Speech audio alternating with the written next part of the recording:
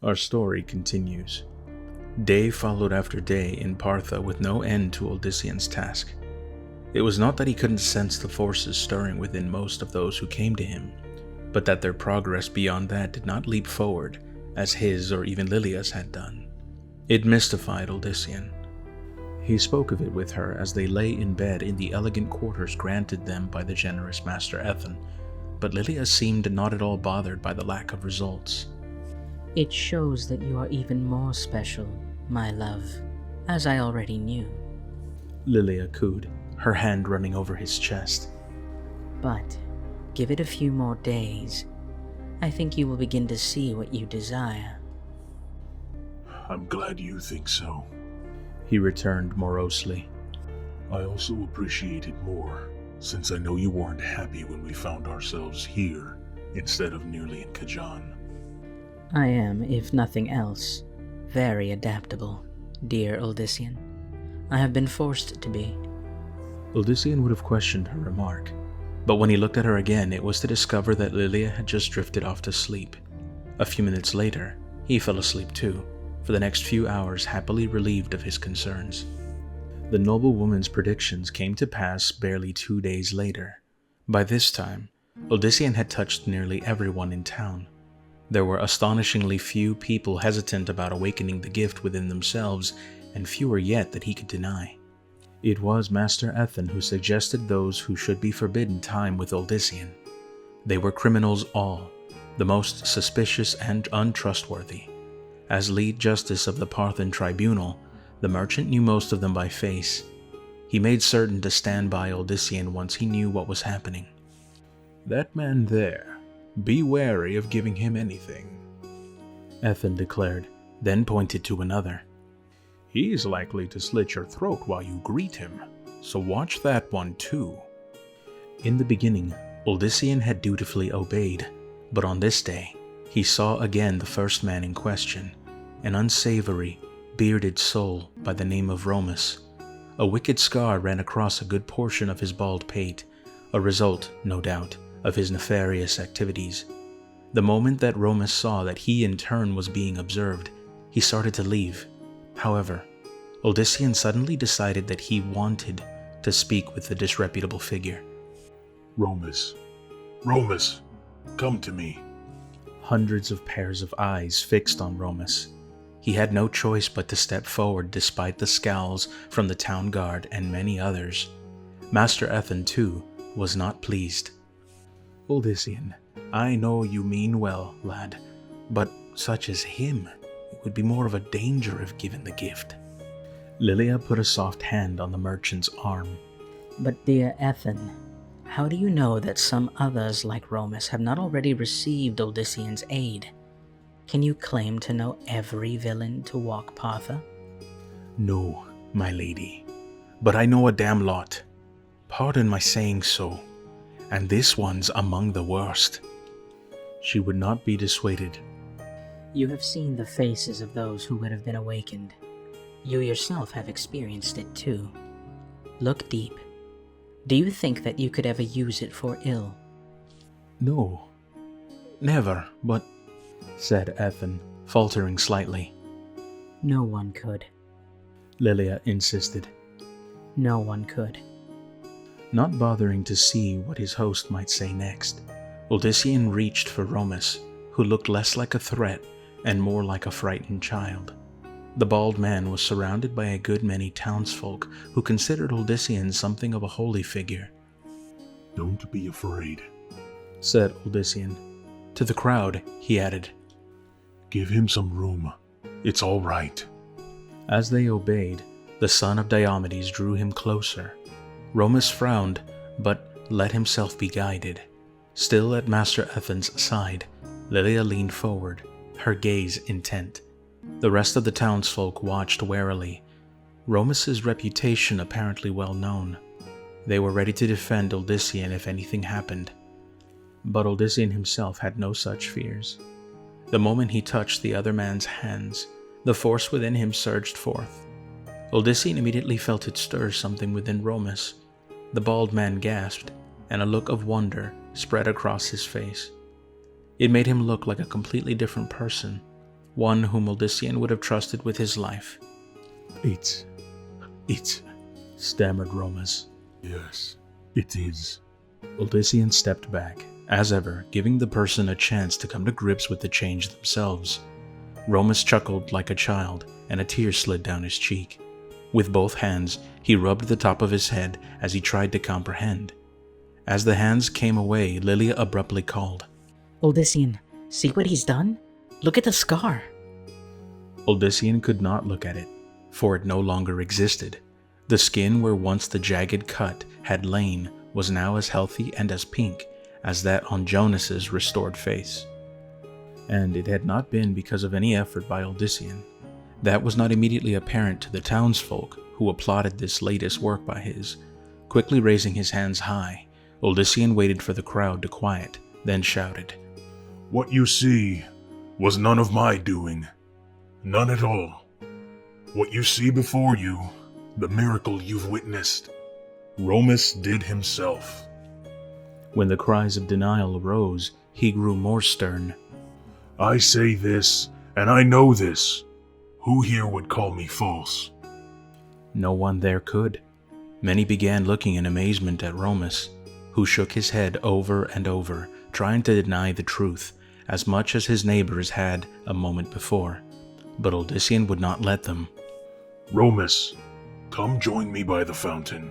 Let others see. Wordlessly, the bearded man obeyed. Others crowded forward, murmuring to one another and pointing at the healed area.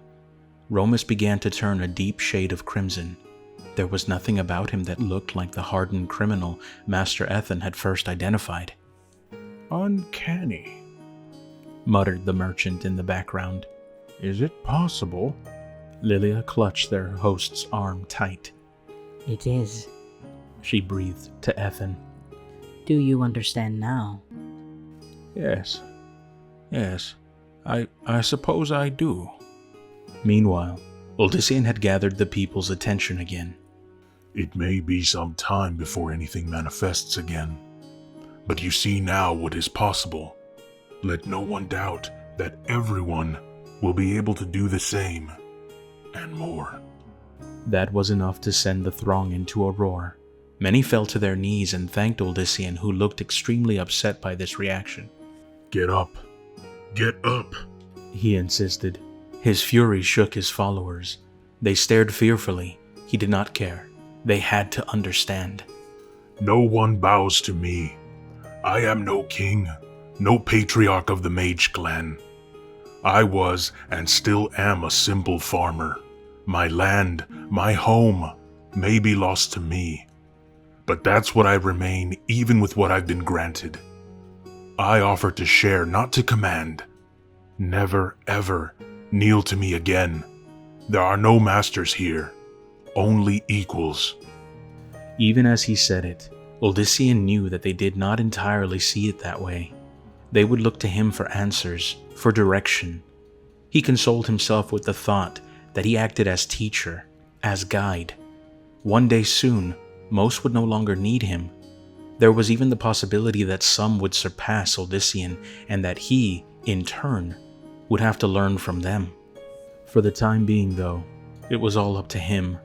Romus's startling act, though, gave him renewed hope. Each person was an individual. As a farmer, he knew and understood how growth varied. All he had to do was be more patient. He had the time. Kizan was not expecting him. He could stay here until he was certain. That would make it all the better when he did present himself to the inhabitants of the city. Feeling better about matters, Odyssean turned to the next supplicant, and the next, and the next. Malak was being more cautious this time, not because he felt any concern about facing Odyssean, but because he wanted the mission to go very cleanly. The Morlu could be a double-edged sword in some respects. They were very capable, but their tendency for bloodshed almost rivaled that of demons. Fortunately, the master had chosen a capable servant in Deimos, and Deimos had chosen well in his 5 warriors. Collectively, they were far more potent force than the demons and guards that the cleric had led previously. Deimos even now stalked ahead of the party, sniffing the air like a beast on the scent. The other Morlu sat eagerly in the saddle, awaiting word of the prey. This way they came. Grated Deimos. He raised his ram's skull helmet up to the sky and sniffed again. And in this place, they turned that way. Malik's gaze followed the outthrust arm. Are you certain? The lead Morlu grinned, revealing sharp, yellow teeth. I smell blood, High Priest. They were heading toward Kajan. When I last encountered them, they were well on their way to the lowlands and the jungles. Veering off in that direction means an extreme detour. Deimos shrugged. To his kind, such considerations were unnecessary. All that mattered was where the prey could be found, not what direction it had run before the hunt. The cleric stroked his monstrous arm, a motion that had, in the short time since the transformation, become an unconscious habit. The clawed fingers twitched. Just before the party had left, the master had finally told him what the hand could do. Malik was now eager to try it, but to do that, he had to reach his quarry. We go that way then, the high priest finally declared. Grunting, Deimos returned to his dark steed. The idea of following the trail being what they needed to do was very obvious to all the Morlu, but they knew their place, and so did not make anything of the cleric's unnecessary comment. The high priest could send them to their deaths if he so desired. So long as it served the temple, they would not question his leadership, unless commanded to by the master. With Malik in the lead, the band rode on at a furious clip. Curiously, their mounts left no trails of their own, and, indeed, even the clatter of hooves was missing. Had there been any other person there to witness their passing, they might have noticed that the hooves did not even quite touch the ground. Night settled again in the town of Partha. An exhausted Odyssean fell into his bed. He barely noticed Lilia slide in beside him before sleep overtook the farmer. Dreams soon invaded his slumber, pleasant interludes in which he was able to help the sick and the maimed everywhere learn how to heal themselves or bring burnt lands back to bloom. Odyssean watched the world become a paradise, and its people reach a point of perfection undreamed. Then, in the midst of the harmony and love, calamity broke out. Fissures opened in the ground and even the sky developed cracks. It was as if his home was hidden inside a vast egg now being broken open by something outside. And in the next breath, the heavens filled with fiery winged figures, and from the fissures rose monstrous, scaled hordes. The two fearsome armies immediately collided with one another, with humanity caught in the middle. Men, women, and children were torn into bloody gobbets by the enticing warriors of both sides. Thousands lay strewn dead in an instant. Stop! Stop! He roared, but none of the combatants paid heed to his cries, and when he sought to use his gifts to make them listen, nothing happened. They're all over us, shouted Achilleos, suddenly at his side. Do something! I'm almost out of arrows. Indeed, the archer had apparently managed to bring down nearly 100 of the fighters, but still the tide flowed toward where Odyssean and he stood. This is your fault. Your fault, Achilleos insisted, growing angry. No, howled Odyssean as he whirled from the hunter and his accusations, only to find Cerynthia gazing at him from afar. She stood surrounded by a sea of furious warriors, oblivious of the surrounding threat to her. Blades already slashed past her head, but all Cyrus's daughter did was continue to stare at Odyssean, as so many in the audience had this day. I have faith in you, she declared. I do. An axe, scarred from heavy use, neatly severed her head. Blood poured forth like a fountain from her open neck. As Cerynthia's head toppled over, Odyssean saw that the look of trust yet remained. Ceri, he choked. Odyssean tried to push forward, but a hand suddenly pulled him back. He looked at the one preventing him from reaching her and discovered it to be none other than his own brother, but a Mendeln of the likes of which made him shiver. Do not worry about her anymore, the cadaverous figure intoned without emotion. Mendeln's face was drawn and gray, and he seemed half shadow. A dark cloak surrounded him, a cloak that twisted and turned despite no apparent wind. Do not worry about her anymore. She's one of mine now. Only then did Odyssean see that there were figures behind Mendeln, faces he recognized from both Partha and Sarum. However, they, like Mendeln, had drawn faces, and when he looked close, jagged wounds and torn flesh. They were all dead. Having made his declaration, Mendeln drifted past Odyssean as if a shade himself.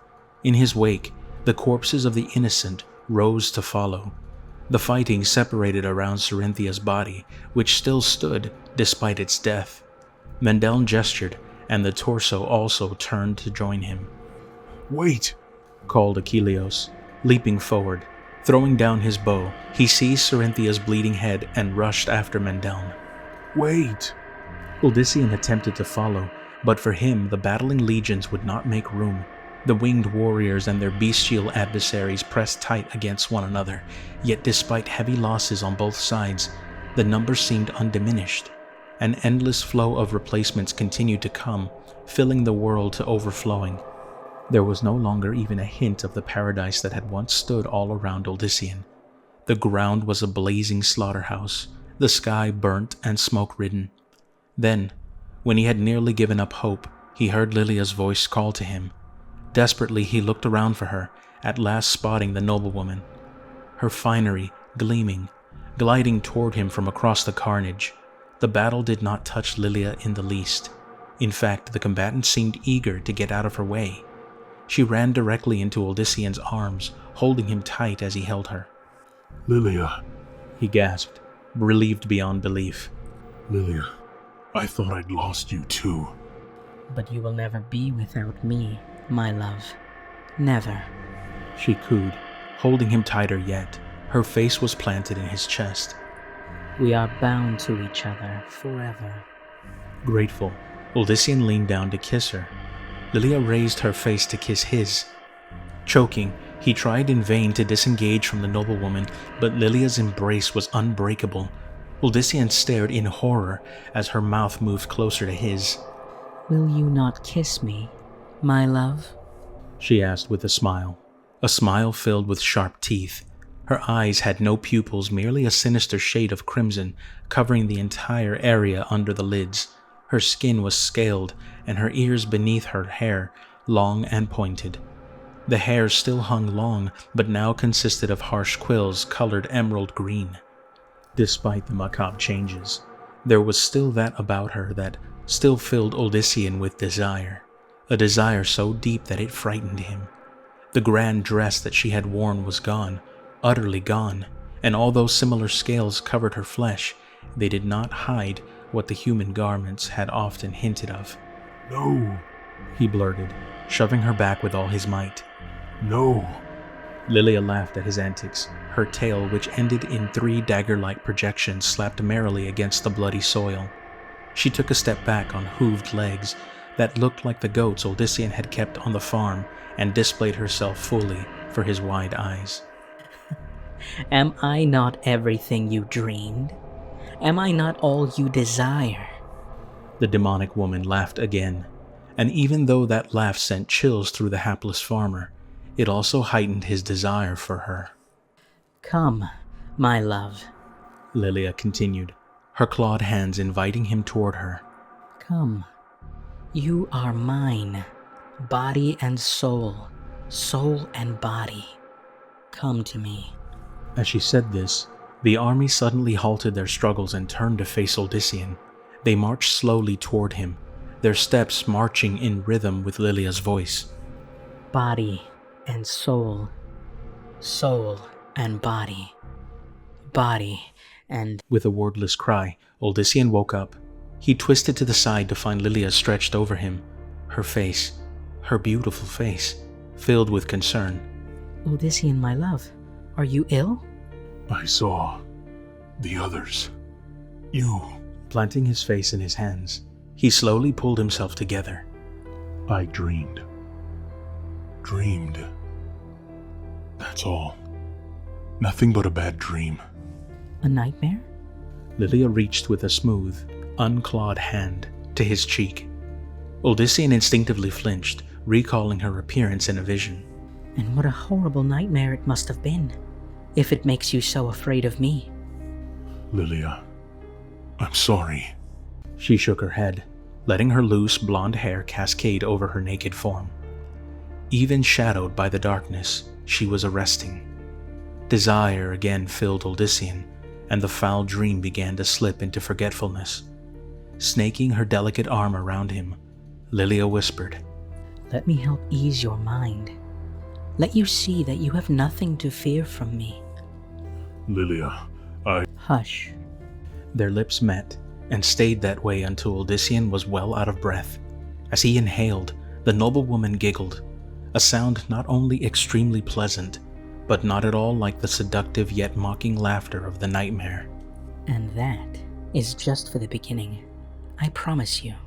Her hands caressed his arms, then over the hair on his chest, and worked their way down. The last vestiges of the dream faded with a playful growl. Odyssean lunged forward and filled his arms with her. The two of them rolled to the other side, where the son of Diomedes worked relentlessly to make certain that no memories of the vision would ever return. When Odyssean again slept, it was in a mood that could only bring him enjoyable dreams, not nightmares. With lusty snores, he lay on his stomach, one arm draped casually over Lilia. But Lilia did not sleep. Lying on her back, she stared without blinking at some place in her own memory, a place far from the bed and Odyssean. There were many among humanity who believed that dreams were portents, and Lilia knew that they were not far from the truth. Dreams could be portents. She knew that better than most. Throughout their lovemaking, Lilia had managed to gather little snippets that Odyssean did not even realize he mentioned. Those combined to create a vision that had caused her at one point to nearly forget herself. Fortunately, her powers had quickly healed what would have, under other circumstances, left the farmer with a deep and hideous scar on his back. Yes, dreams could be portents, and there was that possible aspect to Odyssean. However, there was another reason for them, one that concerned Lilia far more. Dreams, and nightmares especially, could be warnings too. Lilia knew just what those warnings concerned. What she did not know was the source. She had done her utmost to veil her presence to those who would recognize it. To be sure, they now had their suspicions, but they too had to tread carefully. To not do so would reveal the entire situation to the high heavens. No one, not even he, desired them to discover Sanctuary's existence, which still left her at an advantage, at least as far as she could see. But this dream continued to disturb her. It did not sound like an attempt by any of those who would seek to prevent her from fulfilling her goal. Yet what else could it be? It does not matter, she told herself. She was mistress of the situation. She was the one who had awakened the power of the Nephilim in the fool beside her, and through him she would raise it up in every mortal possible. Nothing would stand in her way. And if Odyssean ul Diomed failed at some point to remain a docile puppet, then Lilia would simply kill him and find another dupe. After all, there were so many men.